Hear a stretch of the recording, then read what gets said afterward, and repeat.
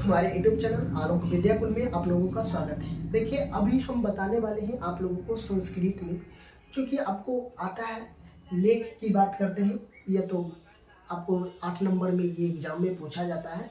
तो आपको जो हम 4 वो अभी आपको बताने वाले हैं, ये बहुत ही आसान तरीक़ा से बताएंगे। ये एग्जाम में हर हाल में ये 8 नंबर को पूछा जाता है। तो इसको हम कैसे याद करना है, या तो कैसे इसको सीखें कि हमें एग्जाम में अगर इस टाइप का सवाल हमसे पूछा जाए तो आप आसानी से लिख सकते हैं। तो ये अगर मान लिया जाए किसी आपको ग्राम के बारे में निबंध आता है। निबंध हर एक एग्जाम में आता है, हिंदी में भी आता है, इंग्लिश में भी आता है और संस्कृत में भी आता है। तो निबंध लिखने का एक ही का इसका जो है निबंध लिखने का तरीका, वो हम आप लोगों को आज बताने वाले हैं। तो आप लोग अगर वीडियो पे हमारे पहली बार है तो हमारे चैनल को जरूर सब्सक्राइब कर लीजिए और नोटिफिकेशन में रखिए, ताकि जो भी वीडियो अपलोड हो आपको सबसे पहले आप तक पहुंच पाए।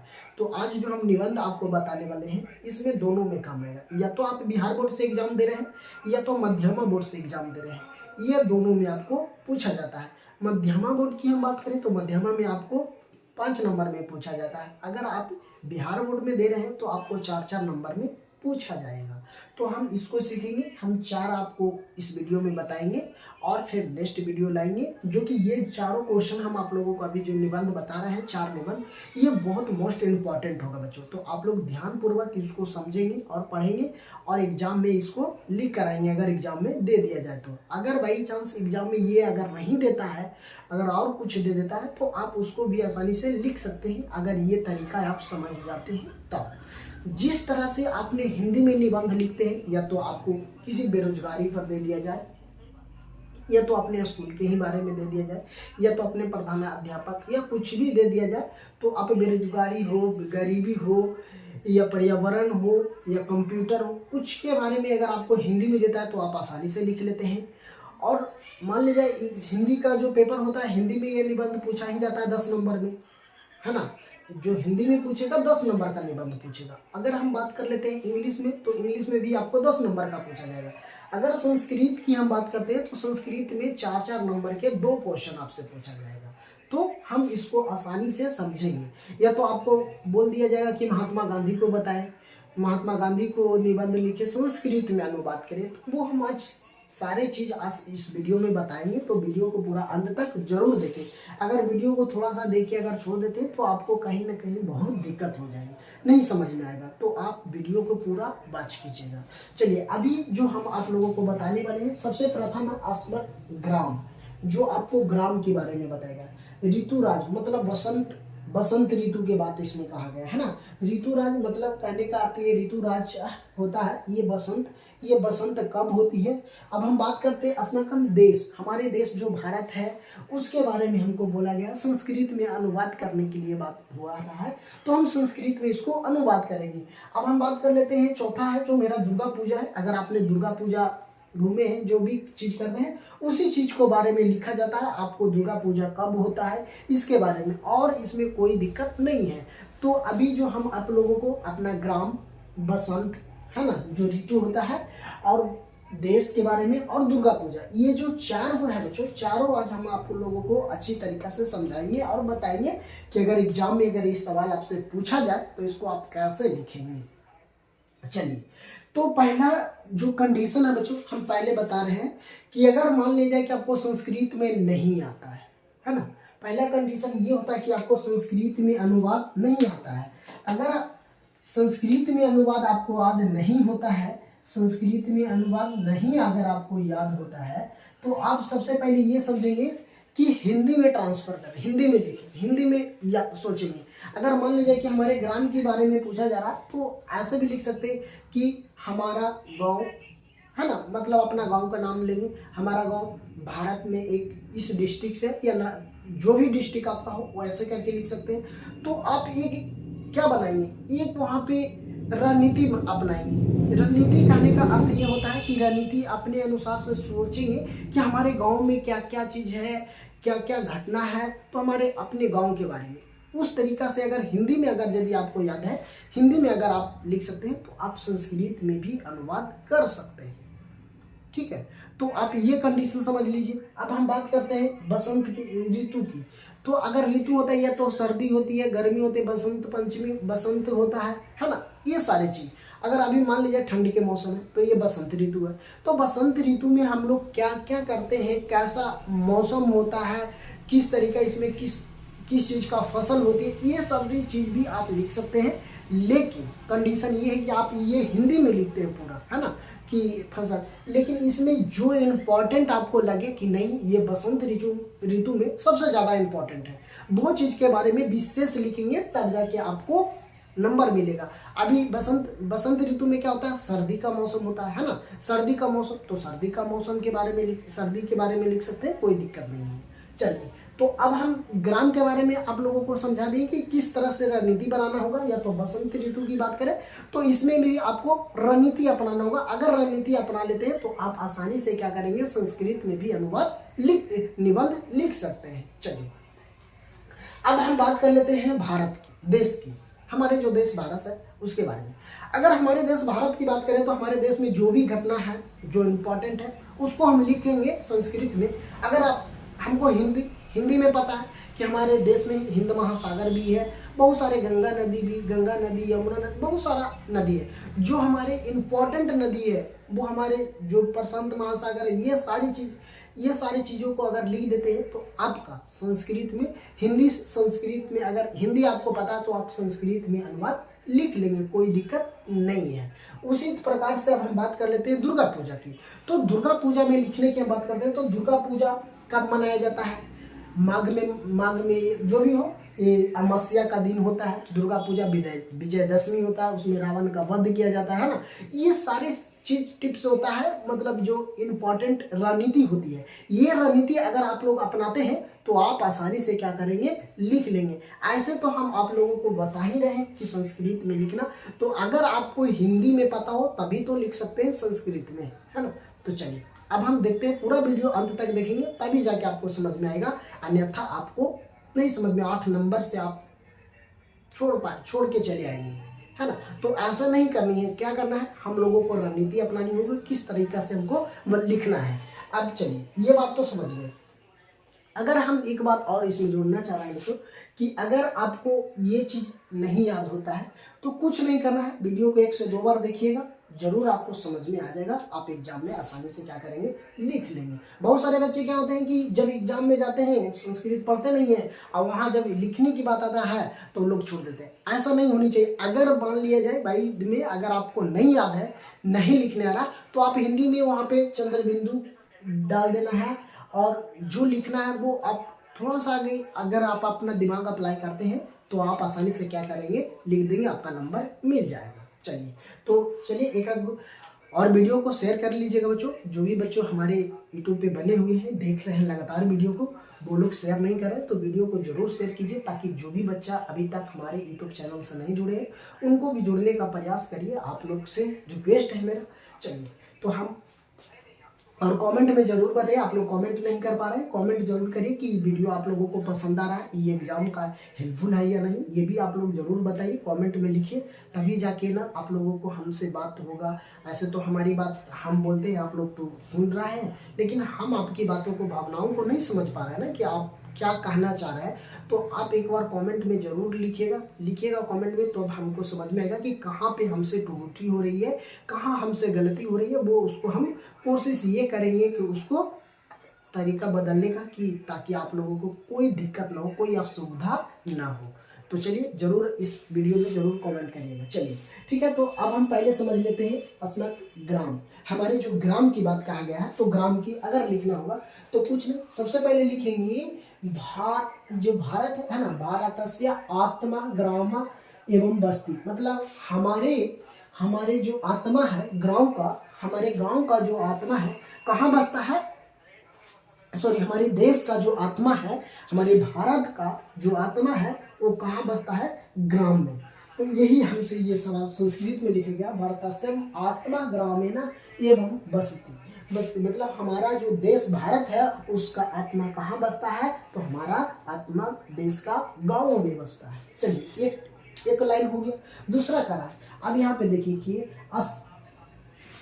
समझेंगे कि अस्माकं ग्राम गंडोत्य अवस्थितम, है ना, गंडकता अवस्थित, मतलब हमारे जो गांव है वो कहाँ, ग्रामीण क्षेत्र में बसता है ना। यहाँ पे लिखेंगे अस्तितम ग्रामा नामा बहादुरपुर अस्ति, मतलब जो हमारा गांव का नाम है बहादुरपुर है। कहाँ है हमारा गांव का नाम, जो हमारा गांव का नाम होगा वो लिख देना है। अगर बहादुरपुर हमने यहाँ लिखे तो बहादुरपुर, आपका जो भी गांव होगा, जो भी विलेज का नाम होगा वो भी लिख सकते हैं, कोई दिक्कत नहीं है। चलिए अब यहाँ पे करा है यत्र जना कृषि कार्यक्रम कुर्वन्ति, मतलब हमारे जो गांव होता है वहाँ कृषि का कार्यक्रम होता है। क्या होता है, कृषि कार्यक्रम, मतलब कि कुर्वन्ति, मतलब हमारे जो गांव में कृषि का काम होता है। चलिए यहाँ पे कह रहा है ना कि कुरुक्षेत्रम शिवालय, शिवालय का मतलब शिवलिंग है ना, शिवालय को कोंचितम अनुकंजम कृतितम पुष्प धन च, है ना, क्या है, कुरुक्षेत्र पुष्प हन च अस्कमं चंसी, है ना, क्या है, चंसी हरंती, मतलब कि हमारे जो गांव में एक फुलवारी, मतलब बहुत सारी चीज है गांव में जो आपको है, जो भी आप लिख सकते हैं। यहाँ तो आपको कुछ भी है तो उससे मतलब नहीं, अपना गांव के बारे में ही ज्यादातर विशेष करके लिखनी होती है। चलिए अब यहाँ करा ना सर्वोत्तम साहित्य, क्या करा, सर्वोत्तम सरस मल भूमि, है ना, जो हमारी गांव का भूमि है, सर्व प्रव है भूमि है, कृषि चेतन न हरितम, है ना। अब यहाँ पे करा ग्रामीण अवस्थितम सरल सौंजन, सौंजन का मतलब होता है बहुत स्वेच्छा, है ना। अतिथि प्रायण, है ना, मतलब हमारे गांव में अतिथि का प्रयोग भाग मानते हैं। भवंती, है ना, भवंती मतलब हमारे गांव में अगर अतिथि आते हैं उसको हम प्रभाव मानते हैं। यहाँ पे करा सत्य भारतस्य आत्मा ग्राम एवं निवासी, मतलब हमारे जो भारत का आत्मा है जो ग्रामों में निवास करता है। कहाँ निवास करता है, ग्रामों में निवास करती है। चलिए अब हम बात कर लेते हैं यहाँ पे ऋतुराज, है ना, कह रहा है ऋतुराज, ये बसंत की बात हमको कर रहा है ऋतुराज। ये भी क्वेश्चन आपको इम्पोर्टेंट है, ये भी एग्जाम में आपको बहुत ज्यादा पूछा जाता है, ये ग्रामों के भी बारे में आपसे सवाल में किया जाता है। चलिए कह रहा है ना कि भारतीय शीतदय, मतलब शीतदय संड ऋतुआद संति तेसम बसंत राजा, मतलब कि भारत के जो शीतकालीन है, शीतकालीन षष्टम ऋतुराज संति तेस बसंत का ये राजा है। क्या है, जो अभी सर्दी का मौसम है ये बसंत का क्या है, राजा है। चलिए कौथे, अब यहाँ पे कह रहा है ये जब भी होता है, कब होता है, चैत शुक्ल, मतलब चैत के महीना में ही होता है। ऋतु राजा समशीत, क्या कह रहा है, समशीतोष्णोष, है ना, क्या कह रहा है, समशीतोष्ण वर्त अनु अर्धून शीतैसन विकाल, क्या कह रहा है कि विकराल साइलेंस न, है ना, क्या कह रहा है, विकराल साइलेंस न। अब यहाँ कह रहा है भवंतु बसंत पुण्यवर्षी विकसितंती पल्लवनी और प्राफुल्यनी, है ना। चलिए अब यहाँ कर रहा है फुकेस्न भ्रमण गुंजसंति सर्व नवजात जीवन सौजन्य से अतः ऋतुराजा मनो हरिता विज्ञा मधुरता से अंति। तो ये संस्कृत है, इसको हिंदी में अनुवाद अगर हम करना चाहें तो बहुत संभव नहीं है, लेकिन कोशिश हम कर रहे हैं कि आपको, तो ये आपको रटना पड़ेगा। अगर आपने संस्कृत नहीं पढ़े हैं तो आपको रटना होगा, ताकि जो भी हम अभी बता रहे हैं इसको 1 से 2 बार अगर वीडियो को देखते हैं, ये तो आप अपने कॉपी में नोट डाउन करते हैं तो कहीं ना कहीं आप लोगों को याद हो जाएगा। तो आप कोशिश यही करिएगा कि 1 से 2 बार वीडियो को जरूर देखिए और समझिए और लिखने का इसको प्रयास करिए, ताकि आपको याद हो जाएगा, तभी जाके ये सारी चीज़ आपको कंप्लीट हो। अन्यथा अगर आप वीडियो को देखिएगा आपने नहीं लिखिएगा तो आपको कहीं ना कहीं दिक्कत होने वाली है। तो कोशिश ये करिए कि वीडियो के साथ साथ आप अपना लिखने का प्रैक्टिस करें। अपना देश के बारे में, है ना, कि अपना देश के, इसको भी हम संस्कृत में अनुवाद कैसे करेंगे। सबसे पहले हम यहाँ देखेंगे कि अगर देश के अस्मकम देश भारतवर्ष अतीस अस्मकम, मतलब हमारे देश भारत है, जो असम देश भारतवर्षम अस्ति अतम। यहाँ पे करा उत्तर अस्तम, मतलब उत्तर दिशा में दिशा हिमालय नामक पर्वतराज, मतलब जो हमारे देश का ये जो उत्तर दिशा में है हिमालय पर्वत है ना।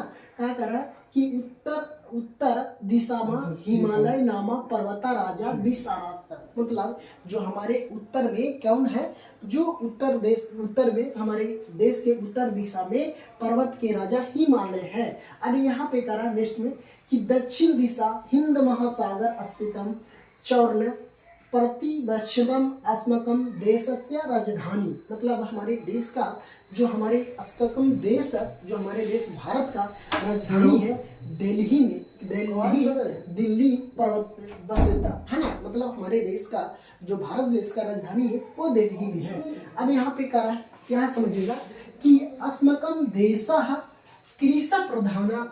कृषि प्रधाना ग्राम प्रधाना, मतलब कृषि प्रधाना कहने का अर्थ होता है कि हमारी जो देश भारत है कृषि का प्रधान देश माना जाता है। ग्राम प्रधान मतलब कि ग्रामों में हमारे देश को आत्मा कहाँ बसता है, ग्रामों में। तो ग्राम प्रधाना चह देशा अस्ति, मतलब चह देशा अस्ति।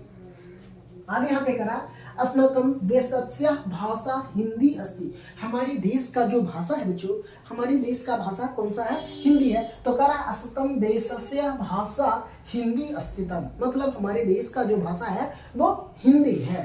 तो चलिए अब यहाँ करा अतीत अनेका नदा, नदा का मतलब होता है नदी, बात समझिएगा, नदा का मतलब क्या होता है, नदी। तो हमारे अनेका नदा प्रभंती अत्र अनेकंती दर्शनीय स्थान संति, मतलब हमारे देश में अनेक दर्शन, मतलब दर्शन करने का योग है, यहाँ पे दर्शनीय स्थल है। जैसे में अगर हम बात करते हैं तो राम मंदिर हो गया, हमारे नालंदा में हो गया नालंदा खंडहर, पटना में भी बहुत सारा गांधी मैदान हो गया, आपको गोलघर हो गया, और बात हम करते हैं महावीर मंदिर हो गया। तो ये हमारे देश में ही है, बहुत सारे जगह पे है, ऐसा नहीं, ये तो बिहार की बात हम करते हैं, बहुत सारे जगह पे हमारे दर्शन स्थल है। इसी के बारे में अगर हम लिख देते हैं 7 लाइन या लिखते हैं तो हमारा आंसर कहीं ना कहीं आपको फुल मिलता है। चलिए, तो आप ये समझ गए, आपको ये लिखना भी आसानी से समझ गए होंगे। अब हम बात कर लेते हैं नेक्स्ट दुर्गा पूजा, है क्या, दुर्गा पूजा। तो दुर्गा पूजा के बारे में भी हम जिस तरह से अभी हम 3 ठो समझे है ना, उसी प्रकार से हमें दुर्गा पूजा के बारे में भी हम आसानी से लिखेंगे। अगर हमको बोले जाएगा कि दुर्गा पूजा पर निबंध लिखें, जिस तरह से आप हिंदी में लिखते हैं ना दुर्गा पूजा पर निबंध आ जाए, होली पे निबंध आ जाए, उसी प्रकार से हमको संस्कृत में भी अनुवाद आता है और इंग्लिश में भी आप लोगों को आता होगा। तो चलिए अब हम समझते हैं दुर्गा पूजा। तो दुर्गा पूजा की बात करते हैं तो लिखेंगे दुर्गा पूजा एक महोत्सव पर्व मतलब पर्व है। क्या है, दुर्गा पूजा एक महोत्सव पर्व है। चलिए अब ये कह रहा ना अमावस्या शुक्ल पक्ष, मतलब अमावस्या का शुक्ल पक्ष 10वीं तिथिया दुर्गा पूजा संध्योत्तर, मतलब कि दुर्गा पूजा होता है अमावस्या शुक्ल पक्ष 10वीं विजयदशमी जो होता है 10वीं तिथिया दुर्गा पूजन संबंधी, मतलब जो इसको दुर्गा पूजा विजयदशमी जब मनाते हैं तो हम कम अमावस्या का शुक्ल पक्ष 10वीं तिथिया दुर्गा पूजन संधि मतलब होता है। चलिए अब यहाँ पे कह रहा है अद भक्ति भजन प्रह्लाद चंडी पाठ करोति, मतलब जब हम करते हैं तो चंडी पाठ करते हैं, करोति का मतलब होता है करते हैं, है ना। अब यहाँ पे करा है विजयदशमिया सत्रत काल 16 विधायक का देव्य पूजने, मतलब कि हम करते हैं विजयदशमी का सत्रम से, है ना, देव पूजन मानवस्य, है ना, क्या करा मानवस्य ना पुत्र है ना, क्या करा पुत्र पीत प्रायोज्य भावती, है ना, अस्मन अवसरे महादेव, है ना, क्या करा महादेवक्य दुर्गा पूजा अर्चना भावती, मतलब दुर्गा को अर्चना पूजा अर्थ में कर भावती, है ना। अब यहाँ करा दुर्गा अस्मकम माता परम पूजा चरित्र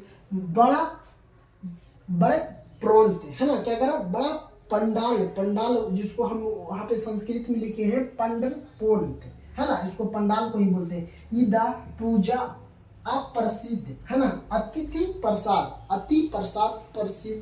की बात कर रहे हैं कि अति प्रसादन भावती, मतलब वितरण करते हैं, उस टाइम प्रसाद को भी वितरण करते हैं। तो ये जो हमने आपको अभी बताए हैं 4 ठो, तो तो ये एग्जाम के लेकर बहुत सारा ये इम्पोर्टेंट है। ये सवाल इस बार हो सकता है, संभावित है कि पूछ भी सकता है या तो नहीं भी, लेकिन 4 में से 2 गो 100% श्योरली है कि पूछेगा। या तो आपको देश के बारे में, दुर्गा पूजा, या तो बसंत ऋतु, ये ऋतु के बारे में तो इस बार ज़्यादा से ज़्यादा संभावना है पूछने का कि अभी सर्दी का मौसम है, तो उम्मीद है कि ये क्वेश्चन आपसे सवाल कर दिया जाएगा। तो उम्मीद करते हैं बच्चों कि ये वीडियो आप लोगों को काफ़ी पसंद आया। अगर काफ़ी पसंद आएगा तो ज़रूर कमेंट में बताएंगे, तो हम आगे की वीडियो और बनाएंगे इस पर कि तो आप लोग कमेंट में हमें बताएंगे, तभी जाके हमको समझ में आएगा कि कहाँ पे हमसे त्रुटि हो रहा है, कहाँ पे गलती हो रहा है, और समझाने का प्रयास जरूर करेंगे। तो थैंक यू दोस्तों, फिर मिलते हैं आप लोगों के बीच नेक्स्ट कक्षा में। Thank you.